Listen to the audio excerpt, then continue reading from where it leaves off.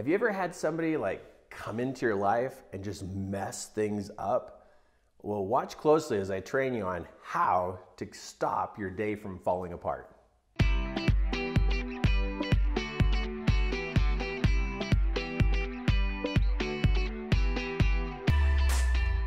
So your day got messed up again? How do you do this, right?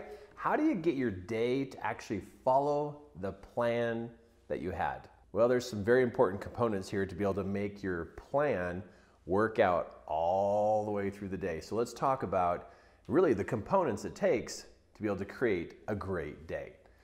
So let's look at the first one. If you want something to work out throughout the day, you need to put that plan into writing. And a person who just thinks about their day and just thinks about what they wish they could get done is going to have a totally different experience to somebody who literally writes this plan out and uses a calendar, like scheduling some time and scheduling when and how things are going to happen for the day. And you may not be a calendar type of person, but it could be one of the reasons why things are not holding together. It's why your day is falling apart. And I'm here to help you to keep your day from falling apart. So number one is step up to the next level of writing out the plan throughout the day. And I know you're probably thinking, I've tried that, Kirk, and it always falls apart, so why even spend the time doing it? Well, maybe you don't know the rest of the steps. So first step is get it all written down in the order in which you want it to have happen throughout that day. Second part is to share that plan. There are certain people in your life that tend to pull you off of your plan, and those could be even your own spouse or your kids, and it could also be you. So you share your plan with your family, or you share your plan with the office so that they know what it is that your plan is. Because that's a whole new level of a step there when they have an idea of what it is that you're doing. Now, consider this though. There are people in this world who just don't live by a level of order. Like sometimes they're the ones who are in chaos and you're the one who's living in order. So that's why step number 3 here is you now get to deal with others. You know, if you're going to be organized, you could be dealing with people who are unorganized. But if you have it in writing and you've shared the plan, it gives you the power to be able to manage people who are living a life of chaos. So let's talk about that, living a life of chaos, these other people. Those people get to learn from you that you're organized and that you have a plan. And usually chaotic people have emergencies. They forgot something, they're late, they kind of burst into the middle of your plans thinking that you should change your plans because they live a life of chaos. Kind of sounds like teenagers, doesn't it? If you have teenagers, you know exactly what I'm talking about. Where you have a plan for the day and then your teenager didn't plan and now they've got all these emergencies happening. I forgot my homework, I don't know where the car keys are. Mom, Dad, can you help me? Boy, they can sure interrupt a day, don't they? But you see, this is the beautiful part. You get to train the people around you about how your schedule works. Now, I know I'm a dad, I'm a husband, and I'm also a business owner, and I have a great team of people who works in the company with me, but I've got to be the one who teaches other people about how the calendar works and how things are scheduled and how the plans are going to go. And when you have kids or a spouse or employees, they could interrupt your plan.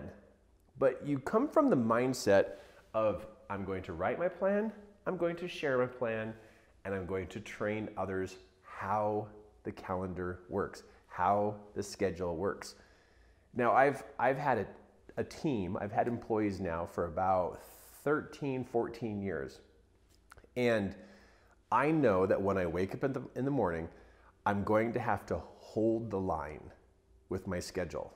I've got to hold the line because somewhere during the day, some chaotic person's going to come along and try to interrupt my plan.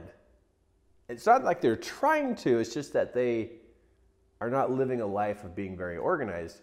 So their chaos is going to meet my order. Their chaos is going to meet my order.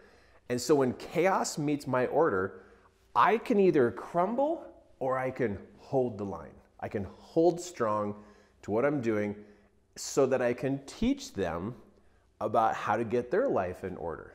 Now, did you hear the word teach? I didn't say prove, I said teach. So raising 3 boys, and as they've been going through being teenagers, growing up through the teenage ranks, boy, they've tested my life. They've tested my schedule. They've tested my plans. And I've had to learn how to say no. Even though they have an emergency, it's like, no, I'm on a schedule, I'm on a plan. I would help you if I had time, but you're right in the middle of my schedule. You get to figure this out on your own. And so for me, what I've had to learn how to do is write it, share it, teach others, and hold the line. And hold the line. Other people who are not writing down their plans and not sharing them, I don't think those people should be the ones who run the day. I don't think those people should be the ones who run the calendar. I don't think those people ought to be the one who get away with messing up everybody else's schedules. So I think it's time for you to step up to the level of believing that you're more organized than other people. And when somebody else is not in a place of being organized, it's okay to teach them. It's okay that they meet your calendar and your calendar doesn't change. They can't alter what it is that you were doing. Now, of course, there's always emergencies that happen, but the more you can follow your written plan, the more progress you're going to have and the better you're going to feel. So in the last couple days here, I've had some of my team members who I had a plan and my team members knew the plan, but they weren't following the plan. So what did I do when they were interrupting my schedule and interrupting the things that I had planned? So what did I do?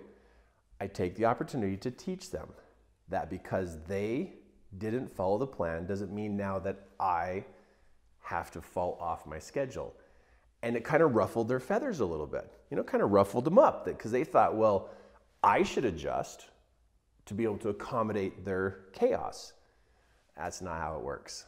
There is a little bit of mercy room in there, but I'm going to be someone that when people meet my calendar and meet my schedule, they're going to get to learn how to be more organized in their life. But the way in which you're going to keep your day from falling apart and being able to stop that from happening is you honoring your planning and honoring your choices. There will always be a person who will show up in your life that could wreck your plans. It's just inevitable. There are more people who live a life of chaos than the number of people who live a life of order. So the people who are living a life of order, we're kind of outnumbered with the chaos people, but it doesn't mean that the chaos people get to run the show. They're not the ones who get to decide how the day turns out. We get to work with them. We get to teach them. We get to coach them. We get to show them how to get their lives put into place, how they can learn how to be more thoughtful and more planning. Because there's really not that many people that the night before, they really plan out their next day. There's not that many. You think there are, but there's not. There's not. And so be a person of order.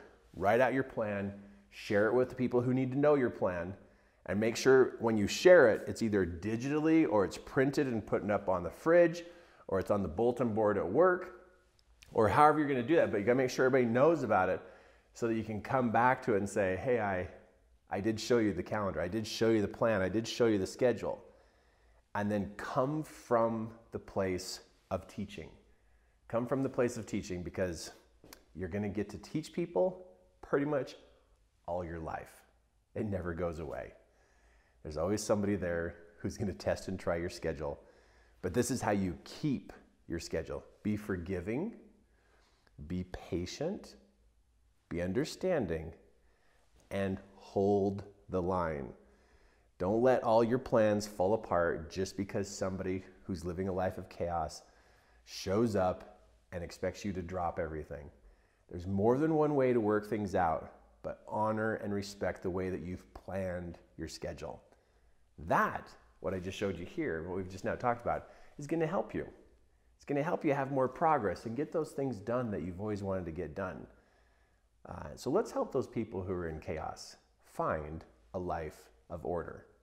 So to receive additional training that will help move you in being able to support people and helping them live a life of order, click subscribe, and so you can receive the next training videos that I have coming out.